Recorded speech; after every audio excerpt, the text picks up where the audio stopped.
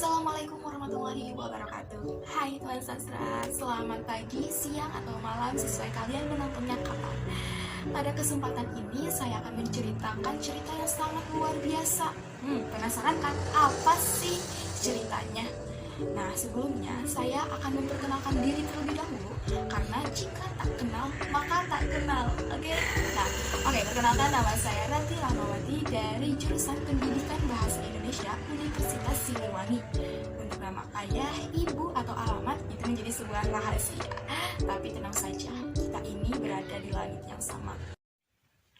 Cerita yang akan saya sampaikan adalah cerita yang penuh kesengsaraan, yaitu novel berjudul Azab dan Sengsara karya Merari Siregar. Nah, novel tersebut pertama kali terbit pada tahun 1920-an yang diterbitkan oleh Balai Pustaka. Novel Azab dan Sengsara ini sebagai tonggak lahirnya sastra Indonesia modern.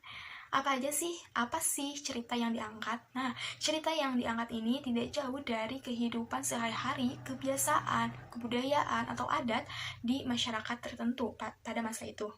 Latar yang diambil pada novel Azab dan Sengsara yaitu berlatar di Sipirok, Tapanuli, Sumatera Utara, yaitu tempat kelahiran pengarang. Maka dari itu, cerita di dalamnya pun merupakan tidak jauh dari kebiasaan masyarakat Sipirok. Nah, yang telah penulis atau pengarang amati. Kemudian apa sih kebiasaan, adat, kebudayaan pada masyarakat Sipirok? Nah, salah satunya itu kawin paksa. Mereka itu dipaksa menikah gitu oleh orang tuanya, baik laki-laki maupun perempuan, menikah di usia muda. Kemudian jika tidak menikah di usia muda tersebut atau di usia matang, itu dianggap sebagai aib bagi dirinya, keluarga, ataupun masyarakat tertentu. Kemudian, bahasa yang digunakan pada novel Azab dan Sengsara ini menggunakan bahasa Melayu yang dapat dipahami oleh pembaca. Tokoh utama pada novel tersebut yaitu Maryamin atau Riam dan Aminuddin atau Udin. Nah, mereka berdua ini telah bersahabat semenjak kecil dan keduanya pun memiliki suatu pertalian, yaitu masih ada hubungan darah, yaitu saudara. Nah, kebersamaannya dari kecil ini hingga dewasa membuat keduanya ini saling menyukai satu sama lain sehingga menjadilah sepasang kekasih. Aminuddin ini dapat dikatakan yaitu dari golongan atas, sedangkan Maryamin dari golongan bawah. Kita ketahui dulu nih, Aminuddin sama Maryamin itu siapa sih? Aminuddin ini merupakan anak tunggal seorang kepala kampung yang bernama Baginda di Atas. Ekonomi keluarga Aminuddin ini dapat dikatakan golongan atas atau golongan mampu karena mempunyai banyak sawah, lembu, tanah lain gitu, dan sebagainya. Aminuddin atau Udin ini termasuk anak yang berbakti loh kepada orang tuanya, suka menolong, pintar, rajin bekerja. Itu semua didikan kedua orang tuanya. Bahkan ada beberapa sifat yang turun kepada Aminuddin dari orang tuanya. Terus kita harus tahu nih, Maryamin itu siapa sih? Maryamin ini adalah seorang anak sulung yang mempunyai adik laki-laki. Nah, ia ini hidup dalam kemiskinan bersama ibu dan adiknya. Tapi dulu keluarga Maryamin ini merupakan keluarga yang sangat kaya ketika ayahnya itu bernama Sultan Baringin masih hidup. Namun, ia beserta ibunya dan adiknya mengalami kesengsaraan yang diakibatkan oleh ayahnya. Dapat diketahui nih, Sultan Baringin ini kan ayahnya, tapi memiliki sifat yang kurang baik, suka marah-marah, kasar, bengis, berbeda gitu, dengan ibunya yang merupakan seseorang yang sangat lembut, sabar, dan memiliki wajah yang adem gitu, yaitu karena kecantikannya. Hingga turunlah kepada Maryamin, yaitu suka menolong, cantik juga, baik. Nah, semenjak kecil, Sultan Baringin ini selalu dimanja oleh ibunya. Berbeda gitu dengan ayahnya yang tidak memanjakan Sultan Baringin, sehingga terbentuklah sifat Sultan Baringin seperti yang telah saya sebutkan tadi. Nah, kemelaratan yang diawali oleh keluarga Maryamin ini diawali oleh datangnya surat dari saudara senenek Sultan Baringin. Nah, yang mengatakan bahwa ia akan datang untuk menemui Sultan Baringin karena sudah lama tidak bertemu. Karena pemikiran Sultan Baringin yang memiliki sifat suujon. Nah, ia berpikir bahwa saudaranya ini datang untuk mengambil sebagian harta yang dimilikinya. Karena hasutan dari sahabatnya Marah Said pada saat itu, seorang pokrol bambu, Sultan Baringin ini membawa permasalahan itu ke pengadilan dengan alasan saudaranya itu, yaitu kalau tidak salah Baginda Mulia, ini bukan saudaranya. Nah, bahkan Sultan Baringin ini menyewa beberapa saksi akibat hasutan Marah Said ini, yaitu seorang pokrol bambu. Nah, sebagai seorang Ibu Maryamin ini mencoba untuk meyakinkan Sultan Baringin untuk tidak membawa permasalahan tersebut ke meja hijau. Namun apa daya, hal itu tidak dapat didengar oleh Sultan Baringin karena sifatnya yang keras kepala. Bahkan sang ibu ini mengumpulkan beberapa tokoh, mulai dari keluarganya, kemudian kepala kampung, untuk meyakinkan Sultan Baringin bahwa hal itu tidak baik begitu. Namun tidak didengar juga oleh Sultan Baringin. Karena Sultan Baringin ini kalah di pengadilan sipiro, kemudian ia mengajukan banding ke tingkat pengadilan kota, bahkan hingga ke pusat, ke kota Jakarta gitu. Akibatnya harta benda Sultan Baringin ini habis dipakai oleh ongkos dan lain sebagainya untuk membayar pokrol bambu lah, saksi lah. Hal itu diakibatkan oleh pokrol bambu. Nah, Maryamin dan keluarganya pun tinggal di gubuk atau rumah bambu di dekat sungai karena rumahnya yang besar ini telah ditempati oleh orang lain karena untuk membayar hutang.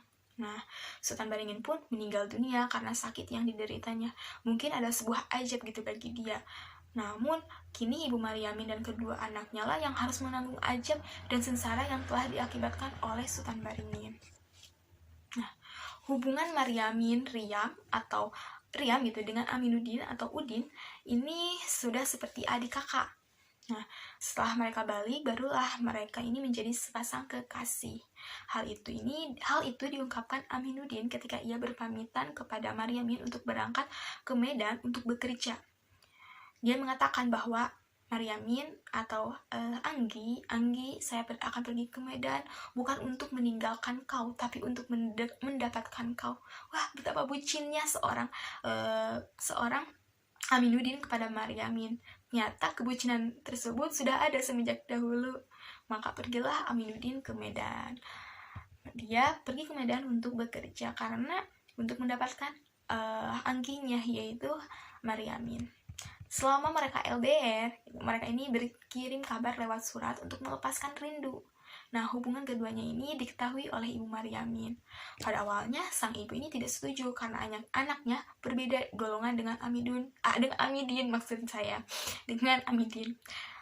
dan merasa tidak pantas begitu. Namun, Maryamin meyakinkan sang ibu dengan adanya surat Aminuddin yang mengatakan bahwa itu bukan suatu halangan. Bertambah eratlah hubungan keduanya. Aminuddin ini pun mengirim surat kembali kepada Maryamin dengan maksud orang tuanya akan melamar atas nama Aminuddin. Maryamin pun disuruh untuk berkemas karena ia akan dijemput oleh ayah Aminuddin untuk ke Medan. Wah, kabar itu sangat menggembirakan Maryamin dan ibunya. Kabar tersebut ia sampaikan pada kedua orang tuanya. Namun sang ayah tidak setuju atas hubungan keduanya dikarenakan perbedaan golongan. Berbeda hal dengan sang ibu yang sangat senang dikarenakan Maryamin akan menjadi menantunya. Hal lainnya yaitu dikatakan bahwa Maryamin dan Aminuddin ini masih ada tali persaudaraan karena ayah Maryamin dan ibunya Aminuddin ini masih ada tali persaudaraan. Ibunya pun berpikir hal itu bagus untuk membantu keadaan keluarga Maryamin. Nah, sebelum kedua orang tua Aminuddin memutuskan, maka mereka pergi ke dukun terlebih dahulu untuk mengetahui baik atau tidak hubungan Aminuddin dan Maryamin. Maka pergilah mereka ke dukun, dan si dukun mengatakan bahwa jika Aminuddin dan Maryamin menikah, Aminuddin akan meninggal setelah setelah mempunyai seorang putra. Hal itulah yang membuat rencana Aminuddin ini diubah oleh kedua orang tuanya tanpa sepengetahuan Aminuddin dan Maryamin. Sang ayah ini sangat gembira karena putranya tidak jadi menikah dengan Maryamin. Maka sang ayah mencari gadis lain yang cocok dengan Aminuddin, yaitu seorang wanita dari golongan atas yang dianggap sebangsa dengan Aminuddin. Nah, telah lama Maryamin menanti kedatangan ayah Aminuddin untuk menjemputnya, namun tak kunjung datang. Begitupun dengan Aminuddin yang tak sabar dengan kedatangan calon istrinya, yaitu Maryamin. Kedatangan ayah Aminuddin dengan gadis lain membawa rasa kecewa Aminuddin terhadap ayahnya. Ayahnya pun menjelaskan alasan tersebut dan Aminuddin pun tidak dapat membantah lagi. Ia tidak ingin berbuat dosa kepada ayahnya ataupun ibunya dan tidak mungkin mengembalikan gadis tersebut kepada kedua orang tuanya. Ibarat nasi sudah menjadi bubur, hal itu tidak baik. Nah, sebelum Aminuddin menikah, ia pun mengirim surat kepada Maryamin. Surat tersebut membuat Maryamin pingsan. Bagaimana tidak, mimpi yang ia bangun kini sudah lenyap. Begitupun dengan sang ibu yang melihat putrinya menderita. Hilanglah sudah mimpinya. Aminuddin pun meminta sang ayah setelah pulang ke Spirok datang untuk ke rumah Maryamin atau menjenguk Maryamin dan minta maaf serta membawa nasi bungkus dan lembu untuk menebus kesalahan. Nah, kedatangan keluarga Aminuddin ini disambut hangat oleh Maryamin dan ibunya. Maryamin pun dengan sopan melayani kedua orang tua itu dengan sopan yang membuat hati keduanya itu tersentuh oleh perilaku Maryamin. Kini, kegiatan Maryamin ini selalu disibukkan oleh pekerjaannya dan usianya pun sudah cukup untuk menikah. Datanglah orang bernama Kasibuan, seorang kerani di Medan. Nah, Kasibuan ini bukan seseorang yang usianya muda dan dapat dikatakan memiliki tabiat buas dan ganas. Mau tidak mau, Maryamin pun menikah dengan Kasibuan, meskipun ibunya tidak memaksa.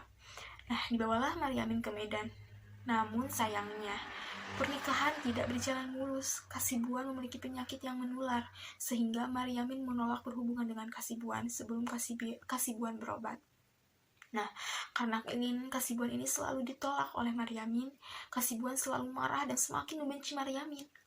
Maka pada suatu waktu, pernikahan Maryamin ini terdengar oleh Aminuddin. Ia pun pergi ke Medan untuk mengunjungi Maryamin. Pada awalnya, Maryamin tidak menyangka bahwa orang yang di depan rumahnya itu Aminuddin.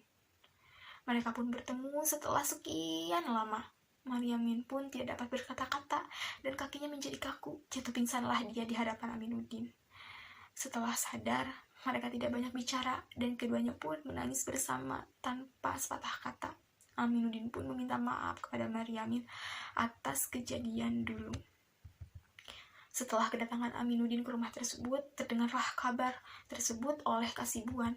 Ia memarahi Maryamin, bahkan menyiksanya dengan memukul Maryamin. Karena tidak tahan selalu disiksa, Maryamin pun pergi ke kantor polisi untuk melaporkan suaminya. Pada akhirnya, pernikahan Maryamin dan Kasibuan berakhir, dan Kasibuan pun membayar denda yang telah ditentukan. Tidak ada tempat pulang selain ke Spirok ke rumah ibunya, meskipun hal itu akan menjadi aib baginya dan keluarganya. Namun, rumah yang dulu menjadi tempat tinggalnya sudah tidak berpenghuni lagi. Ibu serta adiknya tidak diketahui kemana. Maryamin pun diceritakan meninggal dunia di tanah kelahirannya.